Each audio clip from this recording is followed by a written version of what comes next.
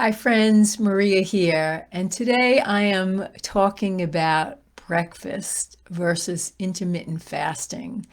A couple of days ago, I posted something, like a little article about the benefits of eating breakfast, and some people responded, but one person actually asked the question, what are my thoughts on eating breakfast versus fasting? And I know that this could be actually a controversial topic because there are the proponents of breakfast and then there are proponents of intermittent fasting. And I do believe that at the end of the day, you have to find what works for you. And I know that there is science on both sides of this issue.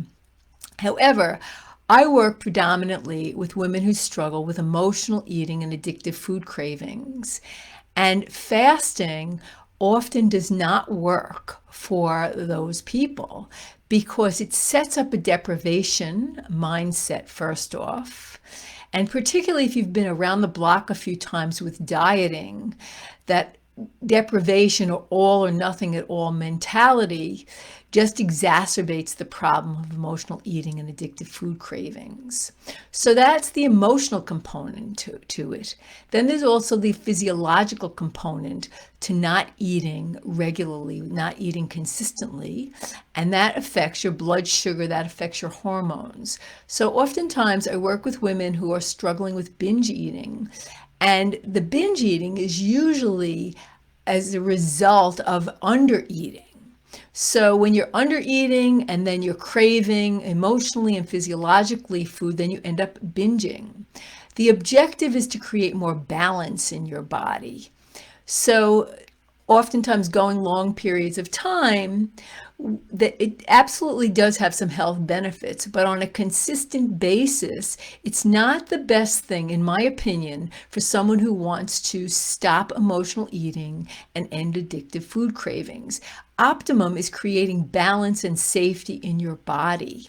When you're not feeding yourself regularly, the body actually goes into a fight, flight, freeze response because it's afraid it's not going to be fed again, particularly if you have a history of dieting and erratic feeding of your body. Your body just gets triggered into thinking that, oh, I'm not going to get fed again. And that creates like the feast or famine or the last supper. So many dieters, they have that last supper idea that, they have to get it all in before they deprive themselves. The way to put an end to all of this is consistency, feeding yourself regularly. And what I have found in my own practice and working with many, many women over the years, and even the science, is that when you do eat a healthy, nourishing breakfast consisting of protein and carbs and fats and all of those good things, you actually help your blood sugar, your hormones, and you set the day up for more balance because that's the objective. You want to feel more balanced. When your blood sugar and your hormones are going up and down like this, first of all, it affects how you feel emotionally. It also affects how your body is feeling. And so then it's easier to grab things. It's easier to feel out of control around food. The more you can create consistency and balance in your body, it'll help your blood sugar, it'll help your hormones, and it'll also help you to work out the deeper emotional issues that need to often be addressed around food, weight, and body image issues. Many years ago, I facilitated aftercare in an eating disorder unit.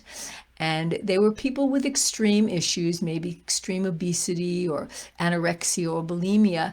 And honestly, we didn't do therapy with those people until they started to balance their blood sugar, meaning they had to create more consistency in their diet.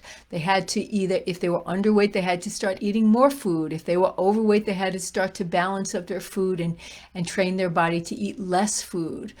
And once the physiological consistency came into place, then you were able to do more therapy in dealing with the emotional issues that are addressed to this, because there's no doubt about it. The way we feed ourselves affects our physiology, but it also affects our emotions.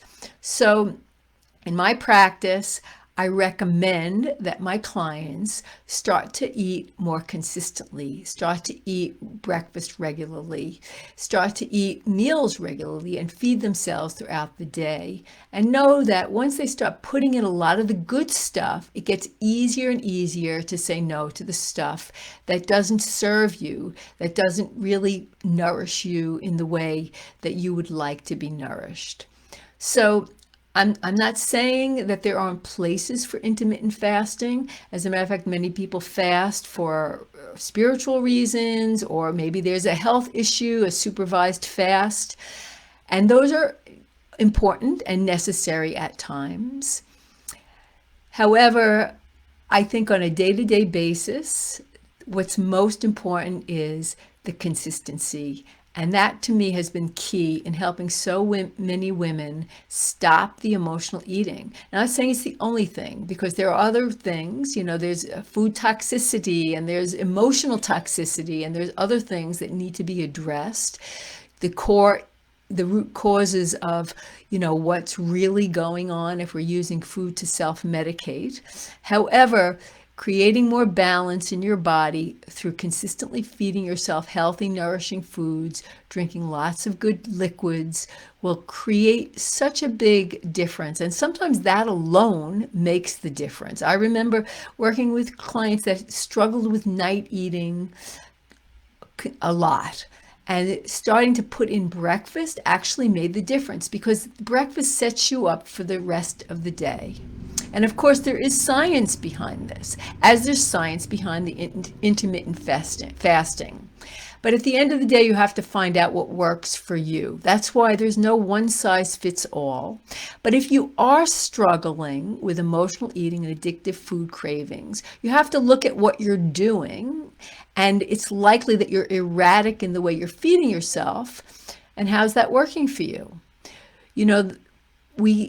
We have to change what we're doing to get different results, right? They say that, doing the same things over and over again and expecting different results is a form of insanity.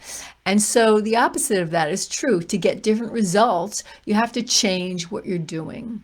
So you have to be honest with yourself about what is it that you're doing and what are your motives in intermittent fasting. Is it health or is it weight loss? Because a lot of times when we're driven by this obsession to be thin or the weight loss, we're not really doing it for health. We're doing it because we want to be thin.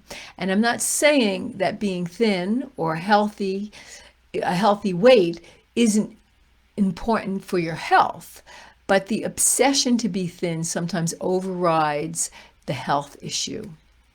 Those are often two separate issues, although they are closely connected. So I wanted to just pop on and share my thoughts on this. I know that the question comes up, and I know that it's a controversial issue.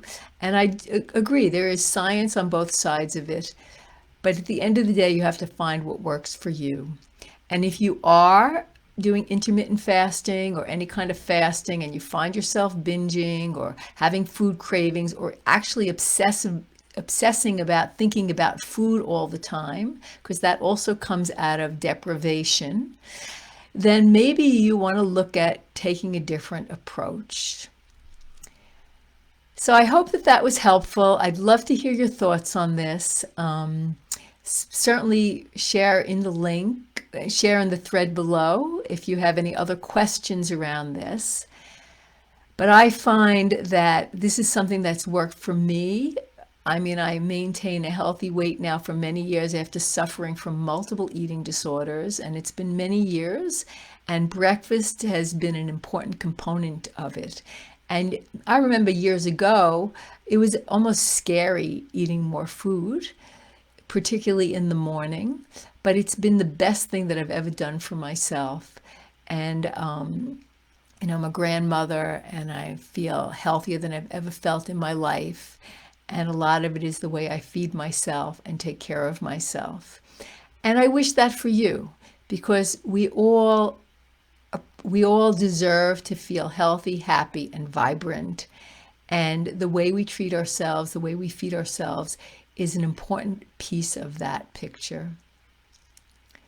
So until next time, I look forward to hearing your thoughts on this, and keep taking good care of yourself.